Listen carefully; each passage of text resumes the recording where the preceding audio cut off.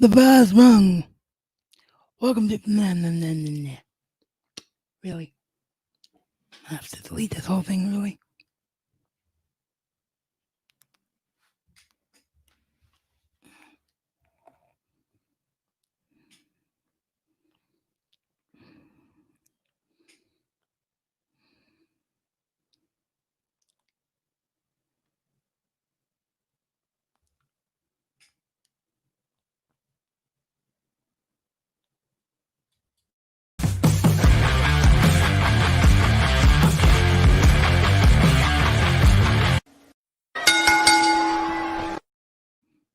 The bell has rung.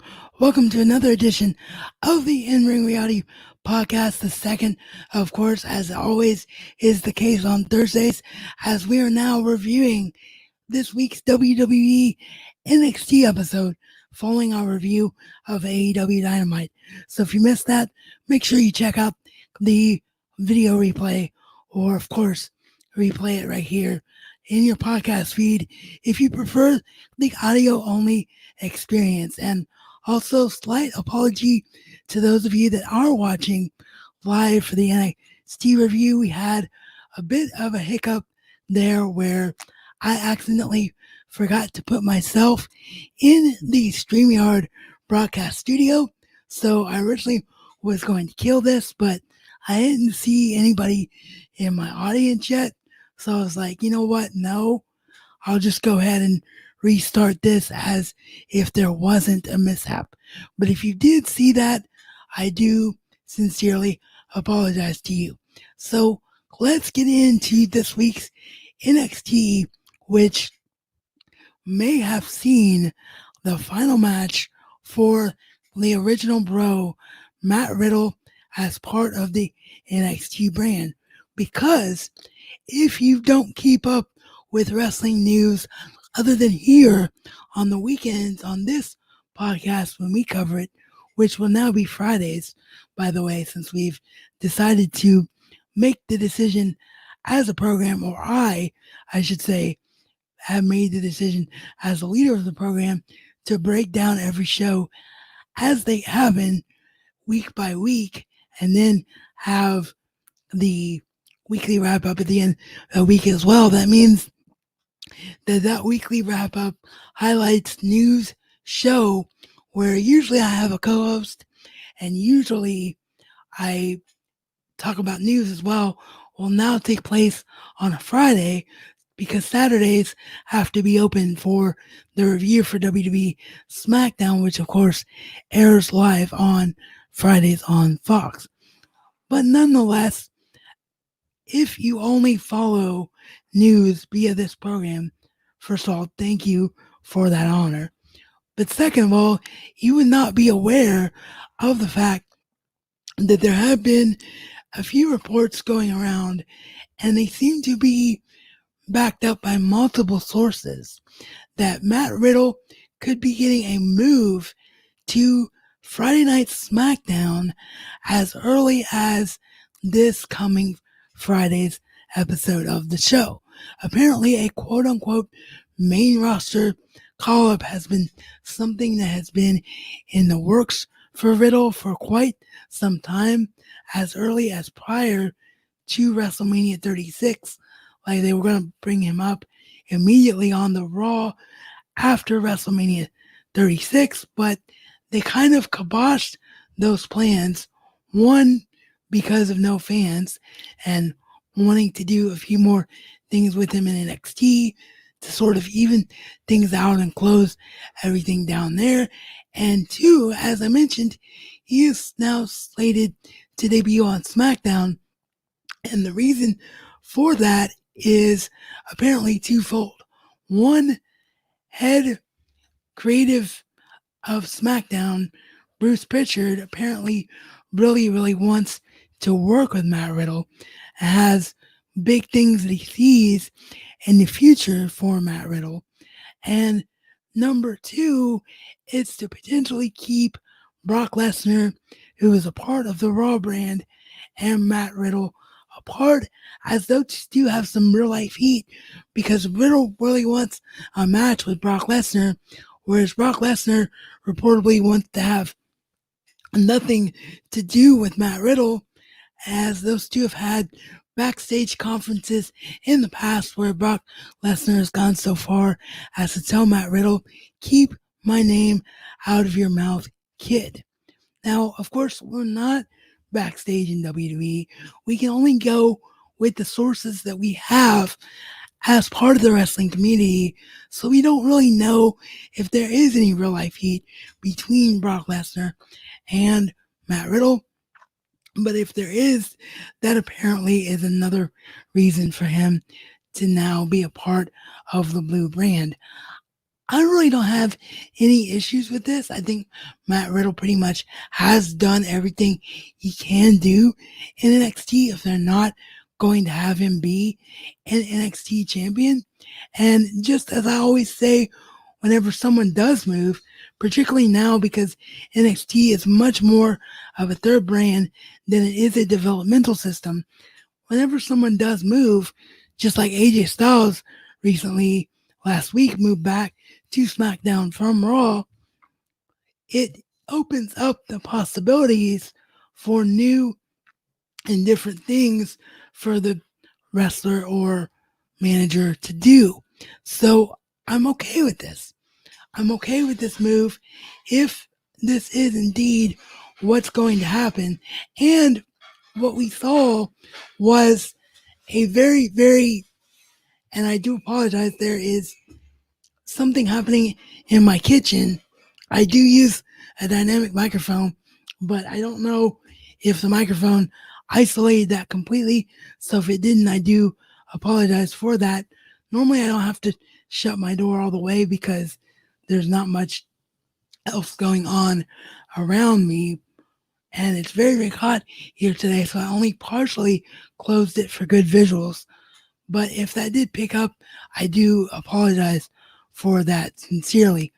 Anyway, as I was saying, if this was Matt Riddle's final match in NXT, this was a very, very strong way indeed for him to go out, as they blew off this short little program he's had with Timothy Thatcher, with Timothy Thatcher being the replacement for the stuck in the UK Pete Dunne as his tag partner, the frustrations of Timothy Thatcher for Matt Riddle's style and the way Matt Riddle does things, to them having a match in a cage, but not in a typical WWE cage match environment. Instead, what they did was they played off both men's history in mixed martial arts, and then they viewed something that's kind of a cross between a typical WWE cage and a MMA slash UFC cage with a platform on top of it for fighting around the top of the ring as well. It really was the most unique thing I've ever seen on a professional wrestling screen in all the years that I've been watching wrestling. Apparently, according to some other podcasts that I heard with speculation that they had leading up to this match, there was something similar that may have been used in the past. I did not see it, and I cannot remember the name of it. So for me, this was a very, very new experience, again, called the Fight Pit, and I thought it worked really, really well for the aesthetics of this match. The two men utilizing the cage as ring ropes because there were no ring ropes. They bounced off the cage a lot. They used the cage a lot more as a weapon than you typically see in a WWE cage fight. Timothy Thatcher legit lost two of his front teeth as a result of kicks from Riddle in this match. And as a result, him coming back and looking strong and actually getting the victory over Matt Riddle here does great things for him and his future in NXT. And again, sort of gives further credence to the story of Matt Riddle possibly being done in NXT, as of course it is a time honored tradition in pro wrestling. When you're about to leave one promotion to go to another, you do the job on your way out. And that's what Matt Riddle did here. He looked very, very strong in defeat. So we'll have to wait and see if this was indeed the case. Kurt Angle was a nice added extra attraction for the match. He didn't really do anything for the match, however, in my opinion. So it was just kind of a maybe final time seeing him because he was among those released on the recent Black Wednesday. Although, as we've seen, a lot of those people are still working while they're under a 90-day no-compete clause. And maybe Kurt Angle might be one of those people that's okay with staying with WWE and won't go anywhere else and will just come back to WWE when they have something for him. Only time will tell. But if this is the last time we see him in WWE, I guess this was a better way to go out than just see him on his back as a wrestler for some. But for me, I kind of prefer the latter. So I don't know. I guess we'll just have to wait and see what happens with Kurt. But yeah, really enjoyed this match between Thatcher and Riddle. Thought it was a great blow off for this feud and a great way for Matt Riddle to leave NXT if that is indeed the case. So let's move on to talking about the rest of what was a excellent edition of NXT last evening. It kicked off with the final match in Group A, as all three members had a 2-1 record in the Cruiserweight Championship tournament. So a triple threat match had to take place to determine the challenger for Group B winner Alito del Fantasma, as we saw Drake Maverick, Jake Atlas, and Kushida square off in said triple threat match. Very, very good match. Very, very entertaining. All three men look really, really strong. Drake Maverick just refusing to give up throughout this entire match, as of course they are playing off his real life firing, which many people are now speculating. And as we've talked about here in the past on this show, maybe WWE saw how over Drake Maverick got himself with that goodbye video. He's putting great work while he's on his way out. Maybe he won't be released now, and that would be great to see happen, but I also feel bad for everyone else released, as they deserve to keep their jobs as well. So we'll have to wait and see what happens there. But yes, great match. Drake Maverick doing his character work very, very well. The finish of the match comes as Kushida has Jake Atlas in the armbar submission, and Drake Maverick sees this and tries to break it up, but instead just sort of drapes his arm across the chest of Jake Atlas. The referee then sees Maverick with the pinfall attempt as well and counts the 1, 2, 3 moments after the 3 count comes, that is, after the tap out of Jake Atlas to Kushida, but the referee does not see it and rules Drake Maverick the winner. We, the crowd, do not see it until a replay, so there is a little bit of controversy here. Kayla then goes to talk to Drake. Drake is like, hey, I came into this thing to be above the board, to be a top competitor, to go out with my head held high. How do we fix this? Let's have another match. What do we do here? Only to have Kushida come up to Maverick and tell Maverick, you go and compete for the title. You just go out and you just win.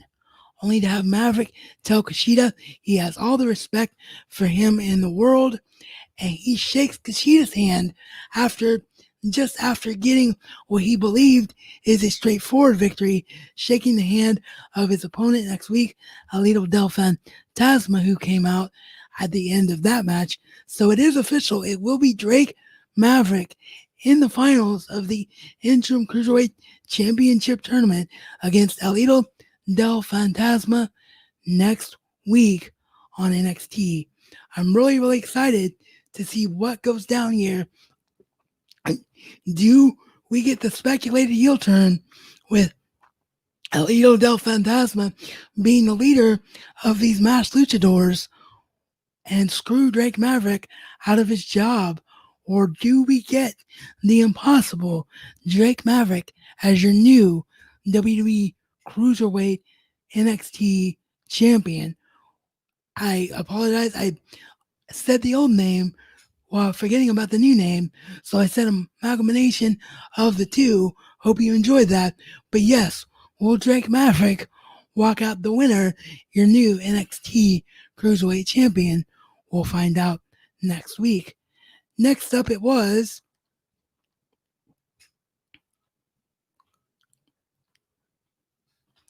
a matchup between Johnny Gargano and Alden A-list or Analyst. I don't know how you pronounce his name. I truly do apologize.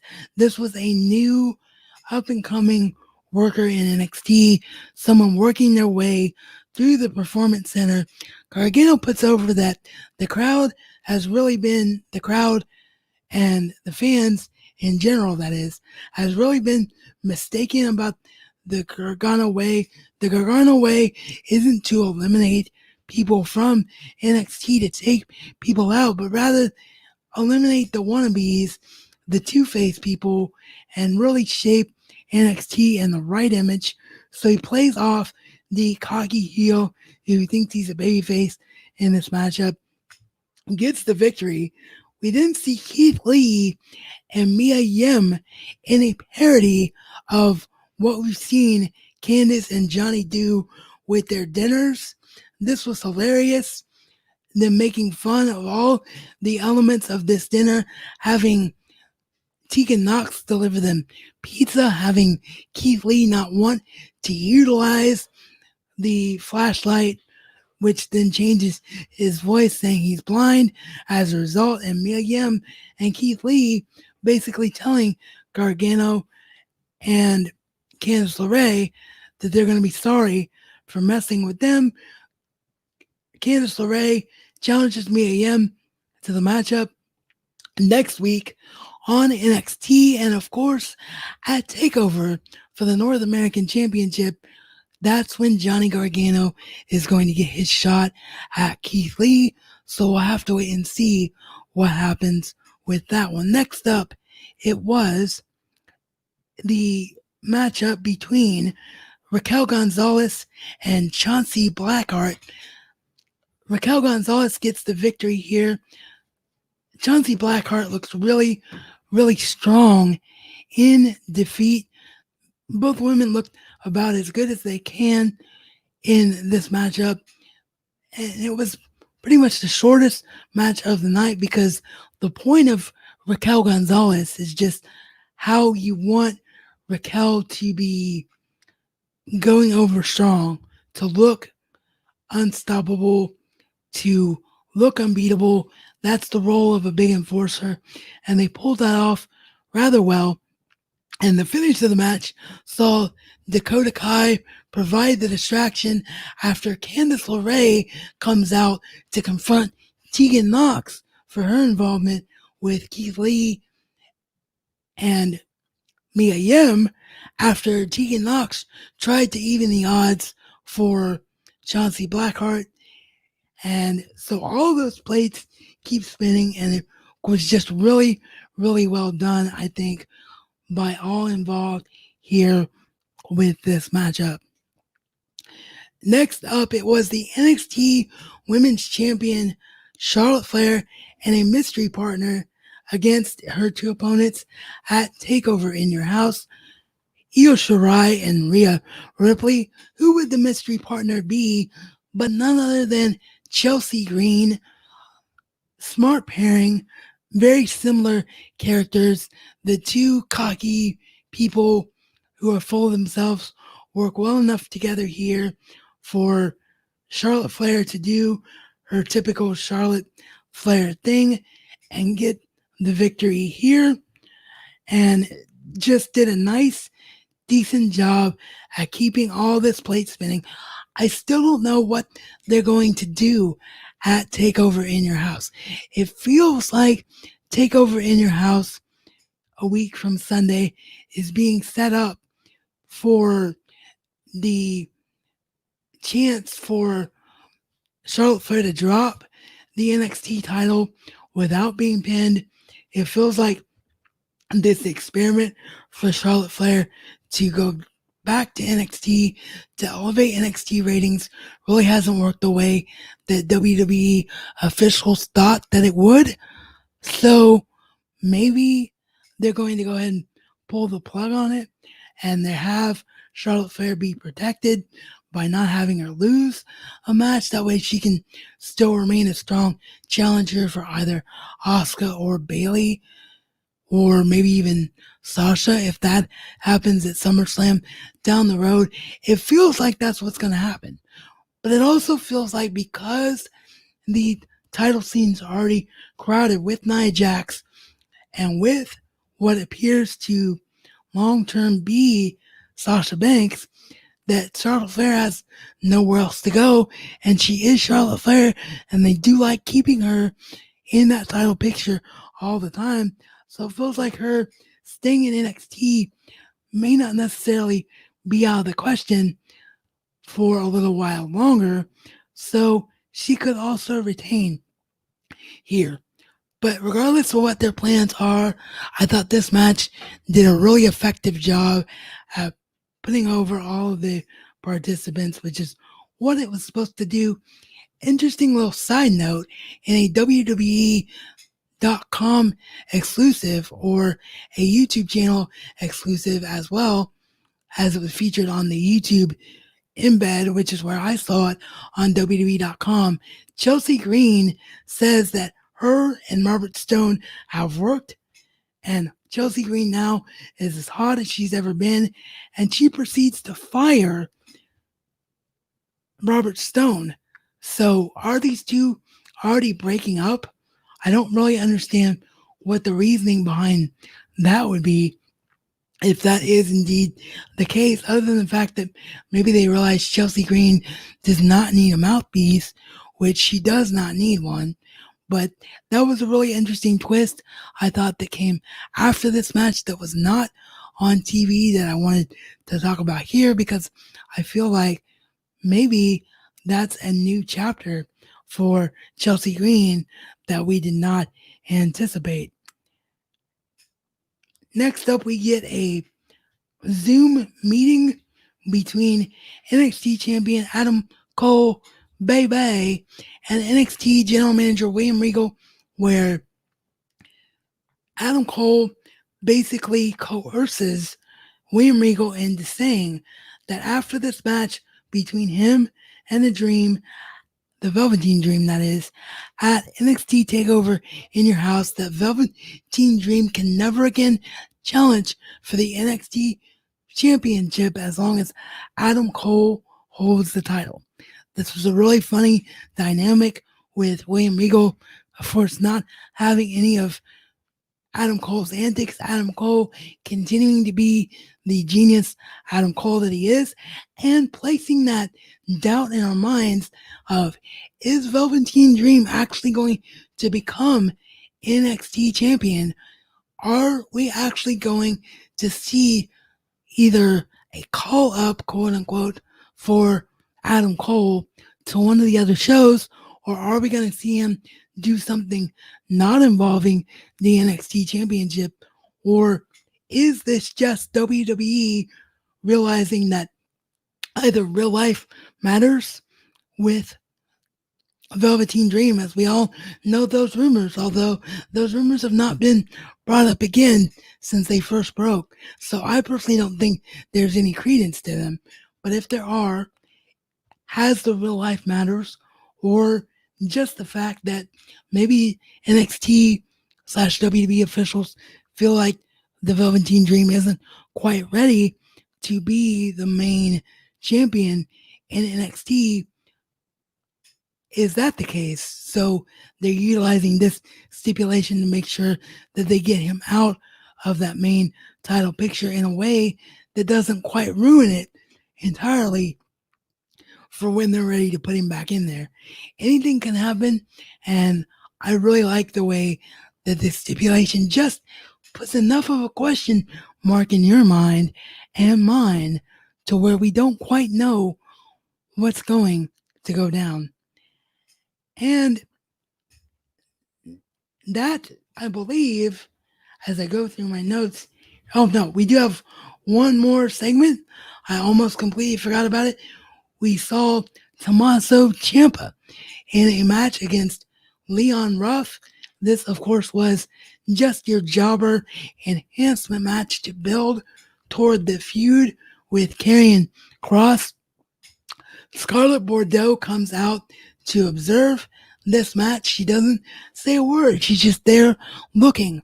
And after Ciampa gets the victory over Ruff, Ciampa is looking up the ramp, watching Scarlett Bordeaux leave. Karrion Kross then comes on the Titantron for the first time and speaks since he has made the move to WWE, saying he agrees with everything Ciampa said last week. He is special, but I am also special. And at TakeOver in your house, you're going to see just how dangerous and different the kind of special that I am going to be for you when I take you down at TakeOver TikTok. And that is how that promo went down. Really strong promo from Kross. Really like the way that they're keeping this feud going. Really, really looking forward to this match. And just like with AEW, I forgot one final segment. I do apologize. When you're going off notes and you're doing these shows live, you tend to have your brain suddenly be like, no, don't leave without talking about this sometimes. So, one final small, very small thing was that we saw a promo package for Damian Priest and Finn Balor. Mostly Damian Priest continue to put Priest over as a strong attacker antagonist in this feud with Finn Balor, and reminding us that that match is also going to take place, that match being Finn Balor versus Damian Priest at TakeOver in your house. So that is it. That is this week's NXT. I really, really, really like this show a lot. I thought this was extremely, extremely well done. This is one of the strongest NXTs that we've had in quite some time, in my opinion. Definitely one of the stronger ones since we've been having to be in this empty arena era in pro wrestling. So I was just a big fan of the way everything went down.